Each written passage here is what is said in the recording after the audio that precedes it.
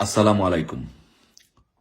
প্রিয় দেশবাসী এবং প্রবাসে যারা আছেন, যে যেখান থেকে দেখছেন, পৃথিবীর যে প্রান্ত থেকে, সবাইকে সালাম ও শুভেচ্ছা জানাচ্ছি। আসসালামু আলাইকুম। আজকের এই পরিস্থিতিতে যদিও রাজনীতি এবং অন্য বিষয় নিয়ে কথা বলতে চাই না, বন্যা পরিস্থিতিতে, তারপরেও যেহেতু দেশ নিয়ে ষড়যন্ত্র হচ্ছে, এটি আমি মনে করি যে আমার নৈতিক দায়িত্ব বলতেই হবে। আর পাশাপাশি দেশবাসীকে বলবো, এই বন্যা পরিস্থিতির জন্য দলমত নির্বিশেষে আসুন সকলে মিলে এই সমস্যা থেকে আমরা সবার পাশে দাঁড়াই। ধন্যবাদ। সো আজকে আমরা উন্মোচন করব যে ডক্টর ইউনূসের বাংলাদেশকে নিয়ে কি ভয়ঙ্কর পরিকল্পনা এই বাংলাদেশকে নিয়ে ডক্টর ইউনূসের, সেটি নিয়ে আজকে আমরা আলোচনা করব। একজন দেশপ্রেমিক হিসাবে, একজন বাঙালি হিসাবে সেটি আমার নৈতিক দায়িত্ব। সে ডক্টর ইউনূস বেসিক্যালি ক্ষমতাকে থাকার জন্য এবং আমেরিকার যে পরিকল্পনা, সেই পরিকল্পনা বাস্তবায়ন করার জন্য আগামী দিনে ডক্টর ইউনূস কিছু পরিকল্পনা বাস্তবায়ন করবে, কিছু কাজ করবে বাংলাদেশে। সে কি কাজ করবে এবং কোন দিকে ডক্টর ইউনূসের গতিবিধি যাচ্ছে এবং তার ভবিষ্যৎ কি হচ্ছে, সেটি নিয়ে আসুন আলোচনা করি। তো প্রথমত, আপাত দৃষ্টিতে মনে হচ্ছে যে আওয়ামী লীগের উপরে এখন একটি ক্র্যাকডাউন চালাচ্ছে ডক্টর ইউনূস। তারপরে যেটি করা হবে যে ডক্টর ইউনূস তার ইমেজ বৃদ্ধি করার জন্য যৌথ বাহিনীর একটা অভিযান পরিচালনা করবে এবং তারপরে বিএনপির নেতা কর্মীদের উপরে অস্ত্র হামলা, ভাঙচুর, লুটপাট এইগুলোর জন্য তাদের বিরুদ্ধে মামলা দেওয়া হবে। মামলা দিয়ে তাদেরকে একটা গণহারে তাদের উপরে একটা ক্র্যাকডাউন চালানো হবে। তারপরে যেটি করা হবে যে দেশের অর্থনৈতিক অবস্থা যখন খারাপ হবে, তখন আমেরিকার প্রতি যেন বাঙালিদের একটি সফট কর্নার থাকে, সেই জন্য পশ্চিমা দেশগুলো থেকে, বিশেষ করে আমেরিকা থেকে প্রচুর পরিমাণে লোন এবং আর্থিক সহায়তা প্রদান করা হবে, নিয়ে আসা হবে। তারপরে যে কাজটি করা হবে যে ডক্টর ইউনূসের ইমেজটা বৃদ্ধি করার জন্য পশ্চিমা দেশগুলো ডক্টর ইউনূসকে নিয়ে তাদের মিডিয়াগুলোতে প্রচুর প্রচারণা চালাবে, পজিটিভ প্রচারণা। তারপরে যেটি করানো হবে যে চীন এবং রাশিয়া এবং ভারত, এই দেশগুলোর সাথে ডক্টর ইউনূসকে দিয়ে বাংলাদেশের সম্পর্কের একটা অবনতি ঘটানো হবে। তারপরে বাংলাদেশের এই পরিস্থিতিতে এর মধ্যে যে কাজটিগুলো পাশাপাশি চলবে, সেই কাজটা হচ্ছে যে ছাত্রদের দিয়ে ডক্টর ইউনূস একটি দল গঠন করাবে। দল গঠন করানোর পরে যতক্ষণ পর্যন্ত ডক্টর ইউনূস না দেখবে যে 300 আসনের প্রার্থী ভালো প্রার্থী হয়েছে, ততক্ষণ পর্যন্ত সে ক্ষমতাটা ওইভাবে আঁকড়ে ধরে রাখবে। যখনই 300 আসনে তার শক্তিশালী প্রার্থী হবে, তখনই সে ওই দলের সভাপতি হিসাবে, ওই দলের প্রধান হিসাবে দায়িত্ব গ্রহণ করবে। তারপরে ইসলামিক দলগুলি যে আছে, ইসলামিক দলগুলো প্রচুর নির্যাতনের শিকার হবে, তাদেরকে স্টিগমাটাইজ করা হবে, তাদেরকে জঙ্গি সংগঠন হিসাবে তাদেরকে বাংলাদেশে একটা নাম দেওয়া হবে, মানে তাদেরকে ব্র্যান্ডিং করা হবে জঙ্গি সংগঠন হিসাবে। তারপরে দেশে চরম অর্থনৈতিক একটা সংকট দেখা দিবে, মন্দা দেখা দিবে। এই পরিস্থিতিগুলো যখন বিরাজমান হবে, যখন দেশে চরম পরিমাণ অর্থনৈতিক সংকট দেখা দিবে, ইসলামিক দলগুলোকে যখন স্টিগমাটাইজ করে জঙ্গি সংগঠন হিসেবে দাঁড় করানো হবে, এবং আরেকটি যে কাজটি করা হবে যে বাংলাদেশের সাথে পরিকল্পিতভাবে ভারত, মায়ানমার, চীন অথবা যে কোনো একটা দেশের সাথে, সেটা সম্ভাবনা বেশি ভারতের সাথে অথবা মায়ানমারের সাথে, একটি যুদ্ধ বাঁধানো হবে, একটা পরিকল্পিত যুদ্ধ বাঁধানো হবে। এই যুদ্ধটার মূল উদ্দেশ্যটা হচ্ছে যে যখন যুদ্ধ বাঁধানো হবে, তখন বাংলাদেশের রাজনৈতিক দলগুলো নিজ নিজ অবস্থান থেকে, বিএনপি, আওয়ামী লীগ বা অন্যান্য রাজনৈতিক দলগুলো, তারা তাদের কথা বলতে পারবে না।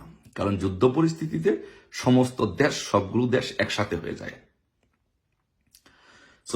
তখন যেটি করবে যে ওই যুদ্ধে বাংলাদেশকে সহায়তা করার জন্য যুক্তরাষ্ট্র বাংলাদেশে আসবে। এই যে আমরা যে বলে আসছি, দীর্ঘদিন যাবৎ যে বলে আসছি যে বাংলাদেশে মার্কিন গাঁঠি করতে চায়, যুক্তরাষ্ট্র বাংলাদেশে মার্কিন গাঁঠি করতে চায়। তো সেই জন্য, সেই গাঁঠি করার জন্য অনেকগুলো ভয়ঙ্কর পরিকল্পনা ডক্টর ইউনূসকে দিয়ে যুক্তরাষ্ট্র, আমেরিকা বাস্তবায়ন করতে চাবে।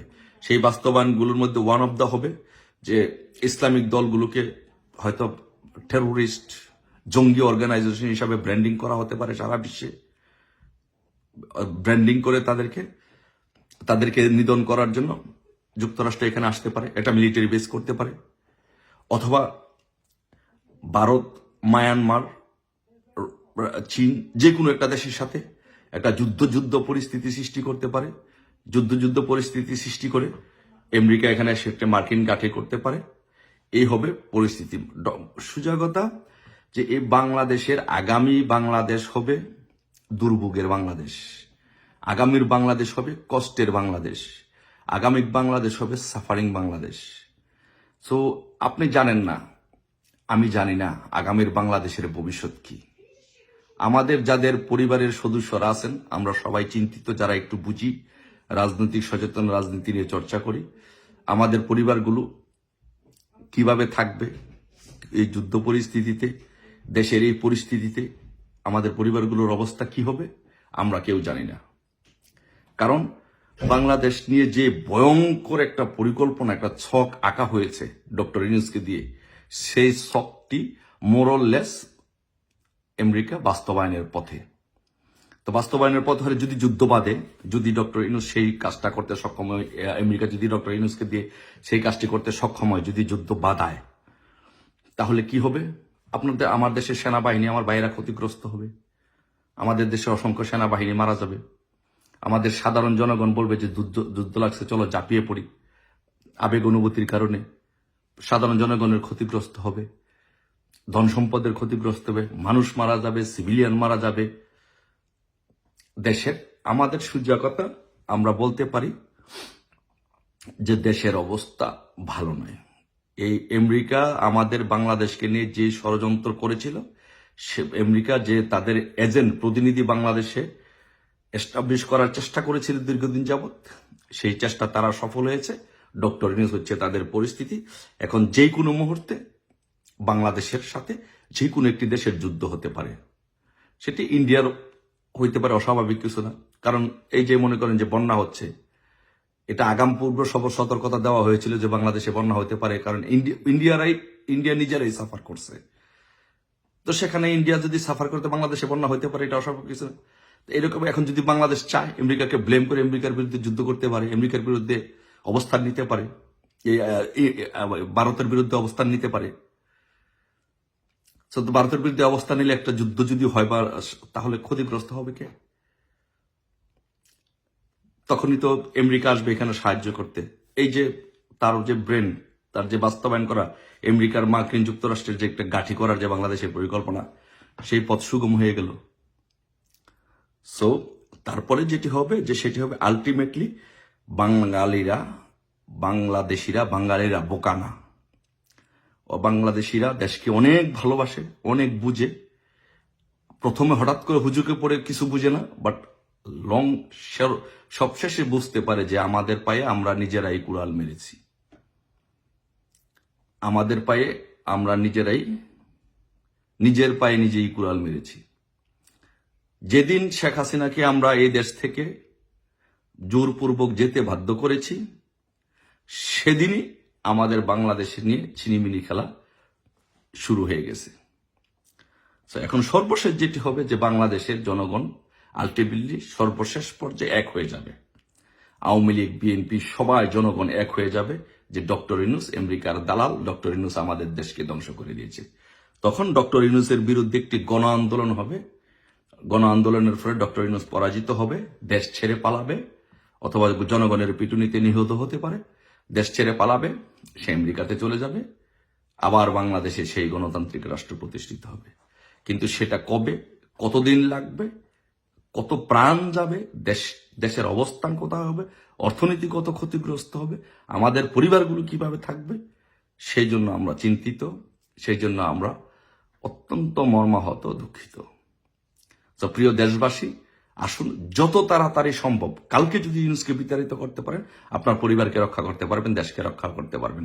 কালকে যদি ইউনূসকে দেশকে বিতাড়িত করতে পারবেন, আপনি শান্তিতে ঘুমাতে পারবেন, আপনি ব্যবসা করতে পারবেন, সবকিছু আপনার ঠিক থাকবে। একদিন দেরি হবে, একদিনই আপনাকে বেশি সাফার করতে হবে।